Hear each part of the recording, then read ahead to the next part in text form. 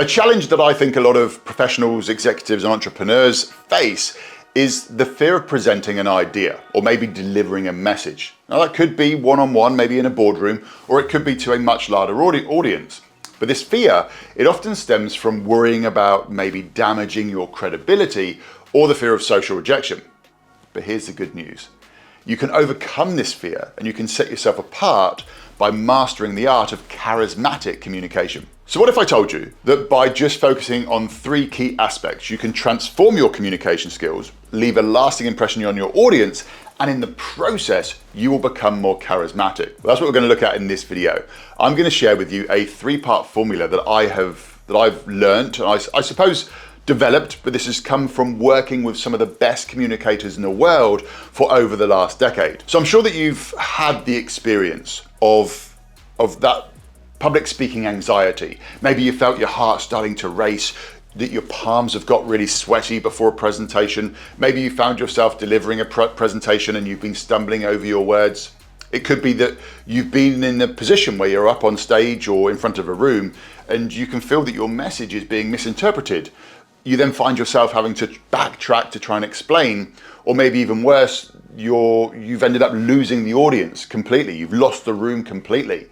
Now, as somebody who has performed thousands of live shows, this has happened to me, and it is a horrible feeling when it does. But all of these fears, they are common fears. But these fears can get in the way of your professional growth and your ability to become a master communicator and to be able to lead and influence effectively. So if we look at a real world example, let's take Steve Jobs, the co-founder of Apple. He was renowned for his charismatic presentations. His speeches, they were not just about delivering information. His presentations, his speeches, they were about creating an experience for the audience.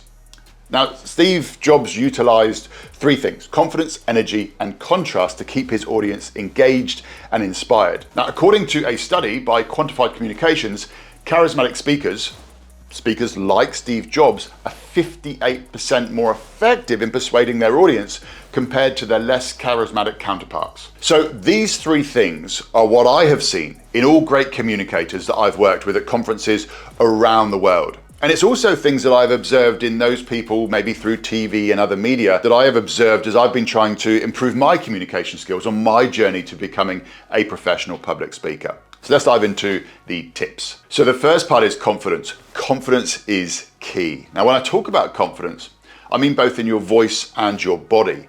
You want to sound certain in the words that you're saying, and at the same time, you want to be displaying confident body language to back up those words. Somebody who isn't confident, they might make themselves smaller, they might start to hunch over, whereas somebody who is confident, they're going to allow their body language to take up space and their body language is going to be a lot more open. Imagine that you've got a superhero's cape on. That's probably the easiest visual that you can get straight away inside your mind. But you also want to be using your voice with absolute certainty so that your words land powerfully, making the people that you're speaking to believe in what you're saying.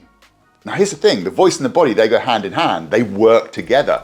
When we gesture, it changes the way that we say the words, it changes how they sound and how they feel. Now the one big challenge that I know that you're going to face, and this comes from working with thousands of people, is that the moment that you start to use your voice and your body differently, it's going to feel initially, it's going to feel like you're being inauthentic. And some of the people that you know, they might even start to comment on why you're speaking differently, why you're acting differently.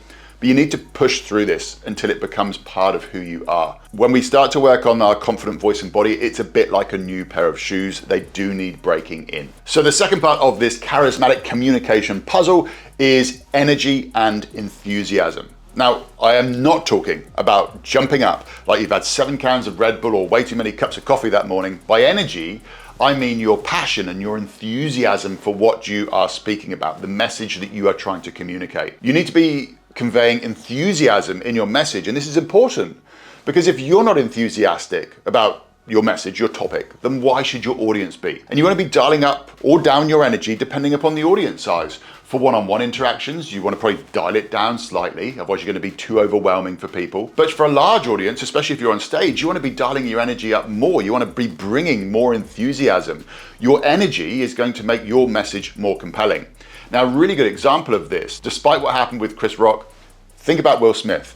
He is a master at using energy and enthusiasm to captivate his audience. His ability to connect with his people through his passionate delivery has made him a really charismatic communicator who is able to literally take an audience and put them into the palm of his hand. The third and the final part of this little charismatic communication triangle is contrast. When I say that, this one often surprises people, especially when I share it at workshops. People think that this final part is going to be something completely different. But when a speaker can use contrast effectively, the audience, they start to lean in. They start to become captivated by the message. Now, contrast in your delivery style, this can include varying your volume. It could be changing the speed at which you're talking. Could be adding different elements to keep your audience engaged. For example, during this video, I've been moving, I've been gesturing. At points I've leant in. At points I've added pauses. And there have been, during the editing, we've added visuals up onto the screen.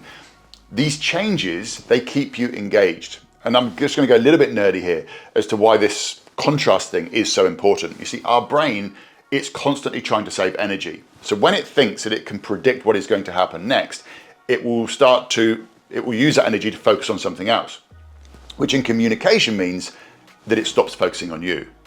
So by adding contrast, we keep the brain engaged by stopping it predicting what it thinks is going to happen. This is why being monotone is a really dangerous place to be in communication. Now, there was a study that was done by the Harvard Business Review that found that speakers who use varied tone of voice are perceived as more dynamic and more interesting. So to recap, the 3 tips are confidence, energy, and contrast. If you incorporate these 3 elements into the way that you communicate, I guarantee you that you will communicate better with others. Your message, it is going to be received more positively, and you're going to be more memorable as a communicator. So I'd love you to get out there, give it a try, let me know how it goes in the comments below, and I'll see you in the next video.